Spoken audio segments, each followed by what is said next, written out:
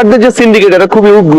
এর পেছনে একটা বিশাল রাজনৈতিক এজেন্ডা থাকে, কিংবা হচ্ছে এক ধরনের গ্রুপ থাকে যারা হচ্ছে টাকার বিনিময়ে হকার গুলোকে বসাইতো। এখন যদি হকার উচ্ছেদ হয় এদের তো একটা লাথি পড়বে।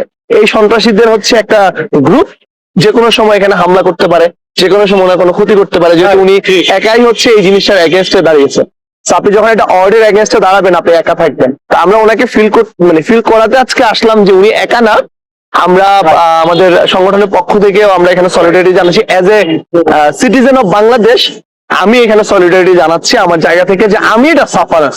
আমি জানি না অন্য কারা সাফারার আছে কিনা, বাট আমার মনে হয় যে ঢাকা শহরে চলা প্রতিটি নাগরিক, আপনি যদি একটা শখের একটা গাড়ি 30, 35, 40, 50 লাখ 1 কোটি টাকা দিয়ে কিনেছেন, এরপরে কি হয় আপনি যখন রাস্তায় নামলেন অটো রিক্সা এসে আপনার এখানে একটা স্ক্র্যাচ ফেলে দিল, বা আপনাকে একটা আপনার এখানে একটা ড্যাম তৈরি করলো, এরপরে কি হলো সে হচ্ছে কানে ধরে বসে থাকলো।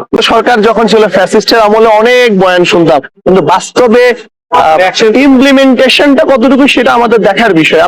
আমি তো বললামই প্রথমে যে আমরা দেখলাম যে মাননীয় প্রধানমন্ত্রী তার দলবল নিয়ে বা তার প্রশাসকরা হচ্ছে সিটি কর্পোরেশন থেকে সকল হকার উচ্ছেদ করতেছে, খুবই সুন্দর নান্দনিক ঢাকা আমরা পেলাম।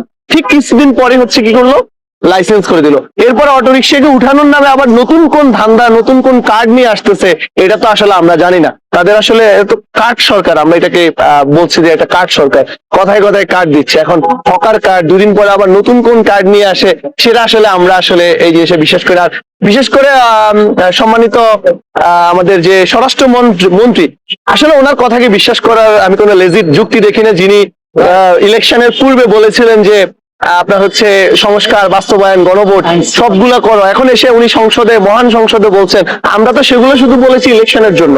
এখনো হয়তো বা বাংলাদেশের মানুষকে বোকা বানানোর জন্য হয়তো বা নতুন কোনো ফোন দিয়ে নতুন কোনো কমিটমেন্ট দিতেও পারেন, কারণ আমরা আসলে ওনাকে বিশ্বাস করি না। ওনার যে ব্যক্তি, যে রাষ্ট্রের এত বড় একটা গুরুত্বপূর্ণ মন্ত্রী জনগণের সাথে হিপোক্রেসি করতে পারে before election and after election, আমরা পার্সোনালি আসলে তাদেরকে বিশ্বাস করার সে জায়গায় নাই। তবে আমরা বিশ্বাস করি যে তারা এই বিরুদ্ধে অ্যাকশন নিবে। যদি অ্যাকশন নিতে ব্যর্থ হয় তাহলে এটা আমার মনে হয় যে সরকারেরই একটা বিশাল ব্যর্থতা হিসেবে।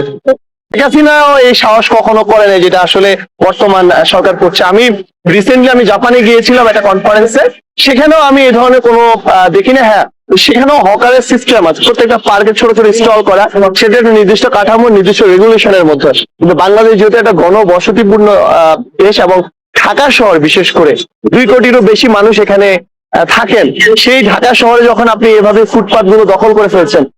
আজকে আমি সকালবেলা হচ্ছে পাসপোর্ট অফিসের সামনে, আগারগাঁও পাসপোর্ট অফিসের সামনে দিয়ে আসার সময় খুব লজ্জাবোধ করতেছিল। আমি মনে হয়েছিল যে ভুলে কোন একটা শপিং মলের ভিতরে আমি মনে হয় যে ঢুকে গিয়েছিলাম। আগারগাঁও পাসপোর্ট অফিসের সামনে যে ফুটপাথ, সেখানে এত পরিমাণ কম্পিউটারের দোকান করা আছে যে ওইটা ফুটপাথ না কোনো শপিং মল, এটা নিয়ে আমি খুব সন্দিহান। তো তখন আমার খুব লজ্জাবোধ হচ্ছিল যে আসলে আমি কি ভুলে কারো দোকানের ভিতরে প্রবেশ করলাম কিনা।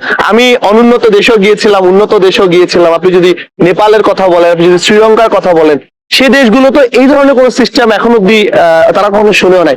আমার মনে হয় যে বিদেশ থেকে কয়েকদিন পরে মন্ত্রী সচিবরা বাংলাদেশে ভিজিটে আসবে, কিভাবে রাস্তা বিক্রি করে রাজস্ব আদায় করা যায় বা ধান্দা করা যায়। এই একটা নতুন উদ্যোগের জন্য আমি বাংলাদেশের মাননীয় প্রধানমন্ত্রীকে থ্যাংক ইউ জানাইতে চাই, যে এটা আমাদের একটা ট্যুরিজম হইতে পারে, যে বিদেশ থেকে ট্যুরিস্টরা আসবে, এসে দেখবে যে how you can sell you growth to the hawkers. হ্যাঁ, তো এটা একটা নতুন দিগন্ত আমার মনে হয় যে বাংলাদেশের প্রধানমন্ত্রী তৈরি করেছেন। যদি এটা প্রাইম মিনিস্টারের কোন এজেন্ডা না হয়ে থাকে, ডেফিনেটলি দুইজন প্রশাসক দুজনই গুপ্ত, আদারওয়াইজ তারা বাংলাদেশ সরকারকে এই ধরনের প্রশ্নবিদ্ধ করতে পারে না।